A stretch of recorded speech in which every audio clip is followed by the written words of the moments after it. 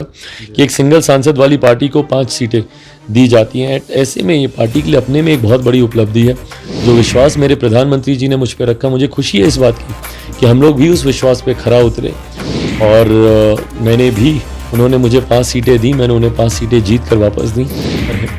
और ऐसे में हम लोगों की तरफ से ना कोई शर्त है ना कोई मांग है। बिना किसी शर्त, बिना किसी मांग के हम लोगों ने प्रधानमंत्री जी को अपना समर्थन दिया है। तेजस्वी यादव तो लगातार प्रयास कर रहे हैं। उस दिन एक फ्लाइट में ही पटना से दिल्ली तक आने के लिए उन्होंने नीतीश कुमार को कन्विंस करने की कोशिश की। बिल्कुल, पीछे की कुर्सी से उठकर आगे बगल में आकर बैठ गए थे उनके, इस उम्मीद से कि शायद उनको पढ़ा लेंगे। और जैसा मैंने कहा, मेरे मुख्यमंत्री जी मजबूती से मेरे प्रधानमंत्री जी और एनडीए गठबंधन का हिस्सा हैं। नमस्कार, न्यूज़ फाउंडेशन देख रहे हैं आप। मैं हूं आपके साथ धीरज सिंह। एनडीए संसदीय दल की बैठक होने के बाद आज एनडीए के तमाम नेताओं ने राष्ट्रपति को अपना समर्थन पत्र सौंपा। हमारे साथ हैं लोक जनशक्ति पार्टी रामविलास के राष्ट्रीय अध्यक्ष चिराग पासवान जी। सर, पहले क्या कहेंगे, आज आप लोगों ने समर्थन दिया है, तीसरी बार प्रधानमंत्री नरेंद्र मोदी बनने जा रहे हैं। नहीं, बिल्कुल, और ये समर्थन देना महज एक औपचारिकता है। चुनाव की प्रणाली का ये एक हिस्सा है, सरकार के गठन की प्रणाली का ये हिस्सा है। ऐसे में प्रधानमंत्री जी के नेतृत्व में ही हम लोगों ने चुनाव लड़ा, चुनाव जीता। उन्हीं के नेतृत्व की ये जीत है। तमाम एनडीए के घटक दल एक साथ मिलकर उनको प्रधानमंत्री जी को पुनः तीसरी बार देश का प्रधानमंत्री बनाने के लक्ष्य के साथ हम लोग इस चुनावी रण में उतरे थे। हम लोगों के लिए ये खुशी और उत्साह की बात है कि आज एक प्रचंड बहुमत के साथ एनडीए की सरकार बनने जा रही है और तीसरी बार मेरे प्रधानमंत्री जी प्रधानमंत्री पद की शपथ लें, ये हम लोग के लिए खुशी की बात है। इस बार के चुनाव में बीजेपी को पूर्ण बहुमत नहीं मिला है, एनडीए को बहुमत मिला। आपकी पार्टी की भी अहम भूमिका रहने वाली है। क्या आप लोगों ने समर्थन दिया तो इसके बदले में किसी प्रकार का कोई शर्त भी रखी गई है?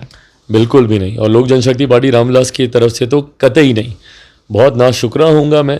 मेरे प्रधानमंत्री जी ने बिना मांगे मुझे इतना कुछ दिया है। मुझे नहीं लगता कि गठबंधन राजनीति के इतिहास में इससे पहले कभी ऐसा हुआ होगा कि एक सिंगल सांसद वाली पार्टी को 5 सीटें दी जाती हैं। ऐसे में ये पार्टी के लिए अपने में एक बहुत बड़ी उपलब्धि है। जो विश्वास मेरे प्रधानमंत्री जी ने मुझ पर रखा, मुझे खुशी है इस बात की कि हम लोग भी उस विश्वास पर खरा उतरे और मैंने भी, उन्होंने मुझे 5 सीटें दी, मैंने उन्हें 5 सीटें जीत कर वापस दी। तो ऐसे में ये एनडीए की एक बड़ी जीत है। और जिस तरीके से पिछले 10 साल मेरे प्रधानमंत्री जी ने मजबूती से इस गठबंधन का नेतृत्व किया है, उसी तरीके से अगले 5 साल मजबूती से एनडीए एकजुट होकर प्रधानमंत्री जी के नेतृत्व में सरकार चलाने का काम करेगा। आज आपकी पार्टी की संसदीय दल की बैठक हुई, 5 सांसद आपके पार्टी के हैं। क्या आपको मंत्रिमंडल में किसी पार्टी के नेताओं की तरफ से फीडबैक मिला, कितने सांसदों को मंत्री बनाना चाहिए? भाई, जैसा मैंने कहा कि अब कोई महत्वाकांक्षा नहीं है। प्रधानमंत्री जी तीसरी बार देश के प्रधानमंत्री बनकर जो वादे उन्होंने किए हैं उसको धरातल पर उतारें, इसी उम्मीद के साथ हम लोग सरकार का हिस्सा हैं। सरकार का मजबूती से हम लोग समर्थन कर रहे हैं। कौन मंत्री बनता है नहीं बनता है, ये पूर्णतः प्रधानमंत्री जी का विशेषाधिकार है। और ऐसे में हम लोगों की तरफ से ना कोई शर्त है ना कोई मांग है। बिना किसी शर्त, बिना किसी मांग के हम लोगों ने प्रधानमंत्री जी को अपना समर्थन दिया है। प्रधानमंत्री जी बस प्रधानमंत्री बने, ये महत्वाकांक्षा ज़रूर है। किस घटक दल से कौन मंत्री बन रहा है नहीं बन रहा है, ये पूर्णतः प्रधानमंत्री जी का विशेषाधिकार है। एक सवाल है सर कि नीतीश कुमार को लेकर पिछले कई दिनों से संशय की नज़र से देखा जा रहा था। आज एनडीए की बैठक में भी उन्होंने प्रधानमंत्री की तारीफ की, उन्होंने समर्थन का ऐलान किया। क्या आपको लगता है कि विपक्ष को जवाब दिया है नीतीश कुमार ने? लोकतंत्र के सबसे बड़े मंदिर में खड़े होकर मेरे मुख्यमंत्री जी ने पुनः बिहार की जनता को ये विश्वास दिलाने का काम किया है कि वो मजबूती से एनडीए गठबंधन के साथ हैं। और मैं मानता हूँ इस बात को। चुनाव परिणामों के ठीक बाद मैं मेरे मुख्यमंत्री जी से मैं मिलने गया था और उस वक्त भी, उस दौरान जो उनसे बातचीत हुई, कल एनडीए लीडर्स की बैठक में जो उनसे मेरी बातचीत हुई, या आज भी सेंट्रल हॉल में जो मेरी उनसे बैठ के बातचीत हुई है, मजबूती से हम लोग एकजुट होकर चुनाव हम लोग लड़े, चुनाव हम लोग जीते। साथ मिलकर हम लोग सरकार बनाने जा रहे हैं और 5 साल तक ये सरकार ऐसे मजबूती से ही चलेगी, इसमें किसी को कोई संदेह नहीं होना चाहिए। विपक्ष अपनी महत्वाकांक्षाओं को कभी कभी आगे बढ़ाने का प्रयास ज़रूर करता है, इस बात की उम्मीद लगाकर कि संभवतः मुख्यमंत्री जी उनके पास वापस चले जाएं, पर ऐसा होने नहीं वाला। विपक्ष दिन में सपने देखने का काम कर रहा है।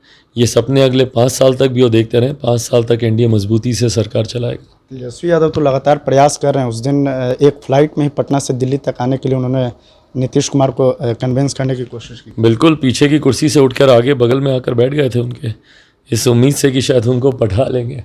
पर जैसा मैंने कहा, मेरे मुख्यमंत्री जी मजबूती से मेरे प्रधानमंत्री जी और एनडीए गठबंधन का हिस्सा हैं। उनका एक महत्वपूर्ण योगदान रहा है, जो प्रचंड जीत हम लोगों को एनडीए को हासिल हुई। और ख़ास तौर पर बिहार में अगर आप देखिए जिस तरीके से हम लोग का प्रदर्शन रहा है, ये वही विपक्ष के लोग हैं ना जो कहा करते थे कि भैया ये लोग खाता तक नहीं खोल पाएंगे। तेजस्वी जी ने तो मुझे हार की मुबारकबाद तक दे दी थी, पर आज जब इन लोगों को करारा जवाब मिला है तो उम्मीद करते हैं ये लोग अपनी महत्वाकांक्षाओं को पूरा करने के लिए कि कहीं मुख्यमंत्री जी इनके पास आ जाएं। प्रयास इन्होंने हर संभव किया, पर यह प्रयास ना आज सफल हुआ है ना अगले 5 सालों में होगा। एक सवाल है सर कि अगले साल विधानसभा चुनाव होना है, चर्चा अब नीतीश कुमार को लेकर एक बार फिर से होने लगी है। कल दोनों डिप्टी सीएम ने कहा कि नीतीश कुमार के नेतृत्व में ही विधानसभा का चुनाव लड़ा जाएगा। बिल्कुल लड़ा जाएगा, क्यों नहीं लड़ा जाएगा।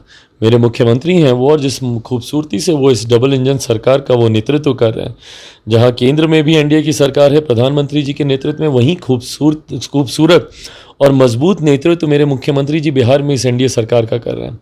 आने वाले समय में बिहार में विधानसभा के चुनाव भी निर्धारित होने हैं। ऐसे में मेरे मुख्यमंत्री जी ही उस विधानसभा चुनाव का चेहरा भी होंगे। आखिर में एक सवाल है कि एनडीए को 30 सीट बिहार में मिली है।